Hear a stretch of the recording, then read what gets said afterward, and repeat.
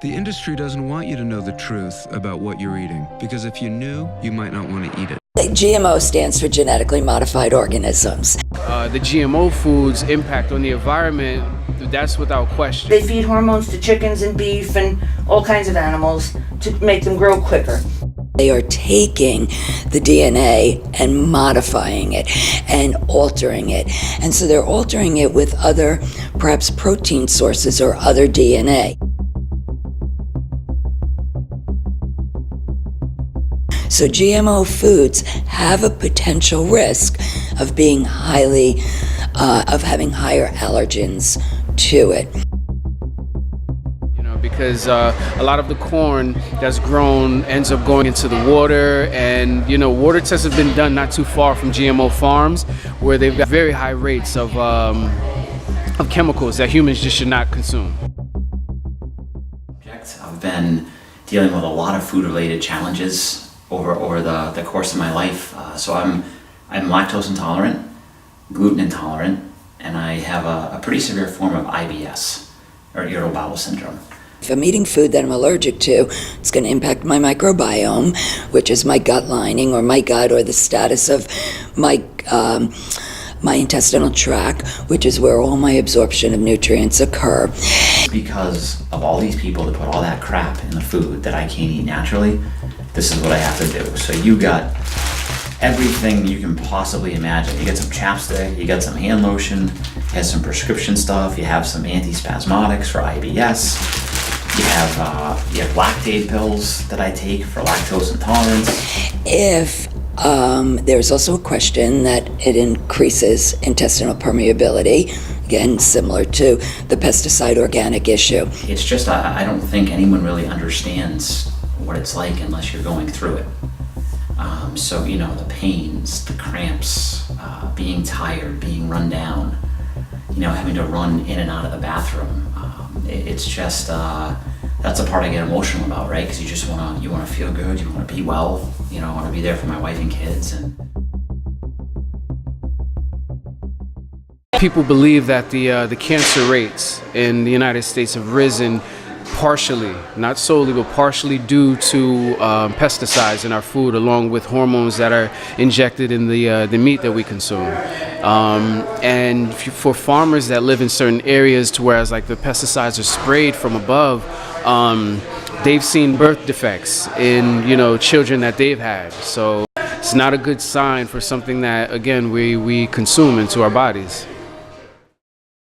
From the time they're chicks, day old chicks, to the time you slaughter them, it's 6 or 7 weeks, and they blow up like this. And they blow up so quickly, they grow so quickly that they can't walk.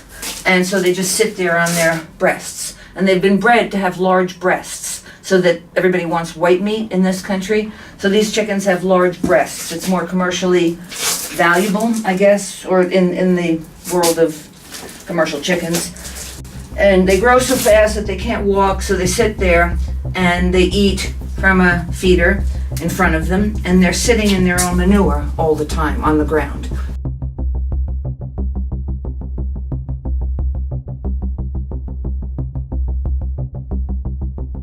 So they've been breeding the chickens and perhaps using some hormones to help make the chicken with a bigger breast juicier, Purdue, all the rest of them that are out there. So how does that affect us? We're consuming the extra hormone, and there is suspicion that young women are going through puberty much sooner. Boys are going through puberty earlier because there is a larger percentage of hormones in our milk, in our food supply, in our meats, let's say. Yes, and they often turn male or tilapia fish are all fed hormones to turn them into males, because the males grow quicker than the females. And so they're fed testosterone to turn all the fish into males, and that way they won't breed because they don't want fry, which is baby fish, in the system, in the pipes, and the males grow faster. So hormones are just another way to get the production up quickly, and people are becoming resistant to antibiotics. They're not working anymore. So that's very dangerous, because antibiotics don't work on people anymore, because it's our food system, it's in our water supply now from all the antibiotics that have been thrown away. And that's pretty scary. So that's what I think about hormones and antibiotics. It's a bad thing.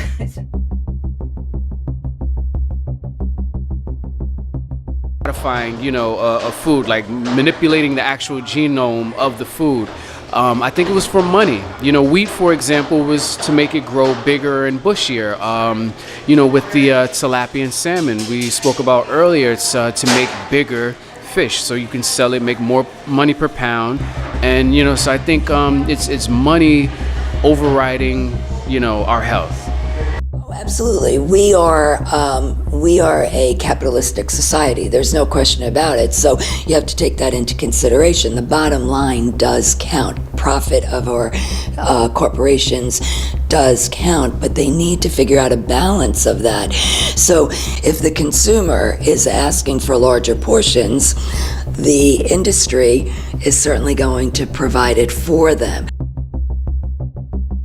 It's GMO seed, and it's really, corporate money that's producing this. And myself, I want to be able to save my own seed, and if somebody's growing GMO modified seed nearby, it could be pollinating my crops. There are a list of maybe 13 food additives that are totally banned in the UK that we still use here. So unfortunately, it's quantity over quality right now, because they're still feeding people in this country aspartame and MSG and things like that, versus looking at the science and seeing that, all right, this food additive is either carcinogenic or whatever the negative effects may be, seeing that and changing some of the food regulations to make sure that Americans as a whole aren't being fed these poisons. President Obama had actually gotten some very good, kind of a weak labeling law on the books, but unfortunately President Trump, this administration, has rolled back not only that initiative, but many others where it comes to the safety of our food supply.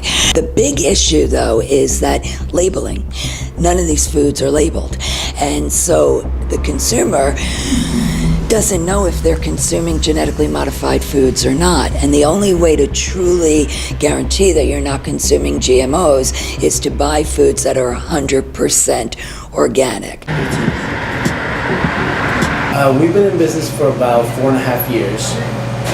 And it's an idea that came to mind when I was traveling, and it's just to bring better, healthier food to the consumer and to the people in Stanford. They didn't have a location like this. They didn't have a business like this in Stanford, so I thought that, it might be something good. Some things aren't so important if they are organic versus non-organic, but then there are other vegetables that is very important if they are organic, if you're consuming them uncooked. It's a money thing, businesses. Some businesses don't pay the price for organic food because it's more expensive. Here we try to, our prices are a little bit higher because of the fact that we are spending a little more on our products to give better products to our customers.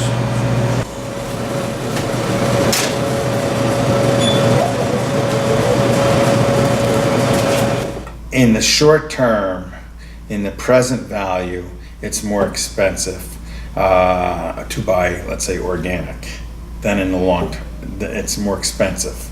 But in the long term, it's more expensive to not buy organic. In other words, to have food that's treated with various chemicals because of the health.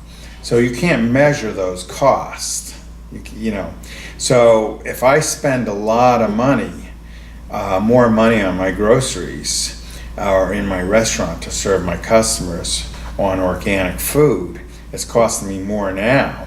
But in the long run, I'm not going to benefit from it individually because I'm the one laying out the money. This way, so you get kind of like a star. Try to get the star dead center. Then you're going to do a little sauce. This is all I have turned that down, right? Dead center, all right? 1, 3. Face out the stuffing if you can. Good job on this stuffing here. Right? I only have about 50 peppers, so be cool with them. Right? Wipe up the plate. And so this, good, this is it. Okay, let's put, see how I'm off center here? Have an eye for that. Organic food is better than non-organic. That's my gut. Do I practice that? No. I try to be as healthy as possible in the food that I purchase, but I have to run a business, or in this case, a school. And I have to make menus that satisfy customers like anybody else. And so, you know, there could be only a handful of organic food that I can get. So that means every time someone comes to my dining room, they're going to be getting essentially the same menu. And they just don't want that. So everybody's willing to take the risk, you know. It's too difficult to operate a business that way. So we all just assume the risk, and we pretend, I think, that we buy organic or that we buy smart and all that. But I would say out of the, probably today's menu, I probably had 40 or 50 food items, different not menu items, but ingredients that go into various recipes. And I would say maybe 5% of them were natural. 5% of 40. So two ingredients today that I used were maybe natural, whether they were a naturally grown herb or a naturally farmed cheese or something like that. So it's a very small contribution. The organic food tends to be a little bit more expensive, so people make whatever better choice that they possibly can. But there's certain health risks with consuming, GMO foods, basically, and it does take a toll on the environment. Trying to utilize local farmers markets as much as possible, just again to try to, the longer that food had to take to get to you, the more those nutrients begin to die. It loses its nutrient value. But this is kelp. That is, we wind string around these pipes, these PVC pipes, and then we spore the kelp on there, and then these little brown spots are all little pieces of kelp that are starting to grow. And then when we put it out in the ocean, we'll use a line like this and attach it to it, and then pull it through like that, and it will ravel around, and then it'll start growing onto this line. We don't even know how to grow with pesticides if we wanted to, because we're working in the oceans. The idea of throwing some sort of chemicals on top of your crop is probably criminal. And we wouldn't even want it. It would hurt the environment, it would hurt the fish. Thankfully with kelp, the real benefit of it is that you don't need this. You plant the seed, everything that it needs is already in the water. So there's carbon in the water, there's nitrogen, there's other types of micro level nutrients that it absorbs, and it is a plant. So once it takes the sun and it has photosynthesis, it just grows. And the fact that it grows in the winter is a real bonus, because we're able to grow this crop on our system without any boat traffic. And when you go out and maintain that harvest during the year, the winter months, there's really nobody out there. So it's kind of a very peaceful thing. You're out there working alone and harvesting that crop that's growing in like a little bit of solitude, if you will, in nature. Graze. Grass-fed meat is much better for you, tastes better if you have good grass, good forage, and has high omega-3 fatty acids and low omega-6 fatty acids. In other words, the good fatty acids are very high in grass-fed meat, any meat. It's grass-fed beef, lamb, chicken, turkey. The bad fatty acids that people worry about that cause cholesterol to go up, which disease and heart disease and other things, go away if an animal is strictly grass-fed. So that's one thing. They don't graze. The pecking, chickens want to peck and scratch. That's what they do naturally. And if you let a chicken be a chicken, it's going to go around and look for bugs, and it's going to eat grass. Chickens graze, just like big animals. And that's what makes the meat taste good, and that's what makes it healthy, and it develops a certain natural immunity. But when you're standing in a factory with, thousands and thousands of other chickens, they get sick. So they're fed antibiotics all the time in their diet. And as we all know, antibiotics aren't working anymore in humans because there's so much of it in our diets. So that's amazing. We produce it by hand. Everything is seeded. We use a little seeder occasionally, but I like hand seeding. The seeds have, each one is like a little tiny microcosm. It's embryonic and it has a little tiny bit of nutrition in it. And if you inoculate it with inoculant, it actually helps wake up the biology in the seed and helps it grow and keeps it from rotting as well. We were raising sheep and pigs. We have llamas with the sheep. They're just guard animals. We raise roosters or meat chickens seasonally. We have laying hens, and I think that's it. And vegetables, obviously. We have, I'm planting lettuce right now. Lettuce is our primary cash crop, I would say, our specialty greens. And we have a CSA, which has about 30 members, and we sell to maybe 12 local chefs. Because every time you go through another step between the producer and the consumer, it adds cost to the vegetables, and it adds handling and age. So you want to be as close to your eater as possible. What I would recommend if you are on a tight budget is for you to look to your local farmer's market and to buy within season. Because if you're trying to eat a strawberry in January, it's got a lot of pesticides on it because it's traveled from somewhere else, another part of the country. And it's also going to be higher in, so not only in pesticides, but it's going to be higher in cost. So what you want to do is try to choose, if you can't choose organics, then at least choose in-season fruits and vegetables. That will allow to have less pesticides on it, and also it will taste better because it's in season. Anyone who's, especially if your lifestyle involves food, whether it's chefs or the owners of certain grocery stores, just spreading and educating people on the negative effects, because this is something, again, that should not even be allowed, but because of, lobbying powers, it is. So whatever people's method is, whether it's social media or writing a letter to their congressman, or if there's a rally or anything within your state, or organizing one, your own, to try to get rid of these poisons in our food, I think that would be an awesome approach. Are making smaller steps towards being healthier, smaller steps toward eating organic food, on the foods that are very important to eat organic, and just learning more about being healthy. That's it. I don't just tell people what to do, I have my hands in the work.